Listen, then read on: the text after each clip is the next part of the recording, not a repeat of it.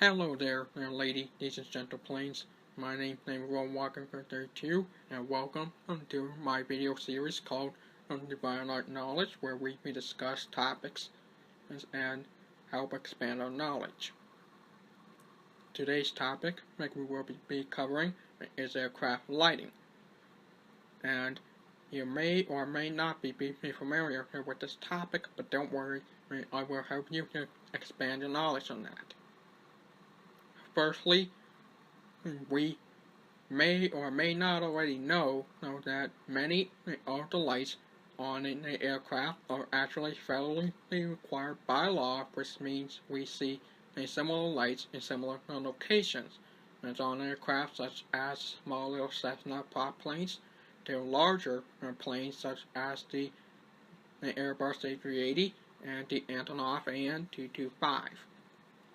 Today, we will be looking at the lights of a Boeing 727, or my main OC, Rowan, if you're familiar with my DeviantArt. And the first set of lights we will be discussing is landing lights. On the Boeing 727, they actually have an inboard and an outboard landing light. The inboard landing light is located near the wing root in the number 1 and number 6 Cougar flaps, and the landing lights are bright white lights that point forward along the fuselage and help a pilot see the ground whenever they're landing in low visibility or nighttime conditions. The outboard landing lights are just located on the leading edge of the wing. The next light we have is the wing illumination light.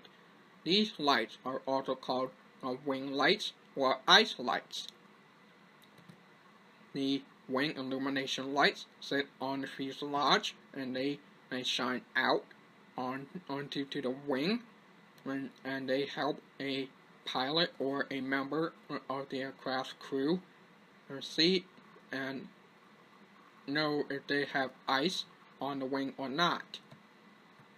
Next set of lights we have is the navigation lights. Now boats use a similar setup, and it's not that very different from commercial aviation, and where red is on the left and green is on the right. However, for the Boeing 727, these lights are actually in a different system. And the first light that we have is the fixed navigation light. A fixed navigation light sits parallel to the oscillating navigation light. The fixed navigation light does not move, where the oscillating navigation light phases back and forth, wanting to give a kind of a pulsing look, and the light we have on the trailing edge of the wing is the precision light. The precision light is part of the navigation light system, and the precision lights are bright white lights that shine out towards the back of the plane, and they help pilots of other aircraft orient themselves as to how they're seeing this aircraft. The next set of lights we have is the rotating beacon lights. Now on the Boeing 727, they are located near the nose. We have a upper and lower anti-collision light, or rotating beacon light, however you want to call it. Now, these lights are alternating. They bright red lights which flash, which gives them a night contrast to the dark night sky, and whenever the plane is on the ground, they are also used as a visual warning named to any ground crew personnel that the engines may be running on this aircraft, and to stay away from both fuselage mounted engines and hopefully not get sucked into them. And the next set of lights, I don't exactly be able to show you. And there is a light in the nose when the gear is down and locked. There is a light called the taxi light. And the taxi light is used for taxiing around, driving around from the airport, and they help a pilot see the immediate ground in front of the plane.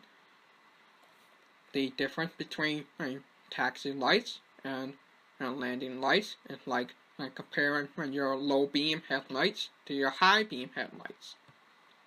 The next set of lights we have is the runway turn-off lights. The runway turn-off lights are lights that sit parallel to the inboard landing lights, and they shine out at a 30 to 45 degree angle, and they help the pilots see the ground around the airplane, and which may be used to identify taxiway markings. And the lights we have near the tail are both the strobing lights and the logo lights.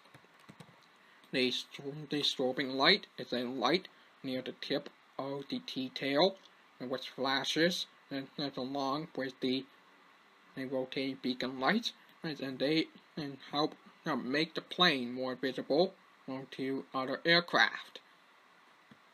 And next we have the logo lights, which are built into the underside of the horizontal stabilizers. And what you may find on many aircraft is that there may be two separate lights or two bulbs.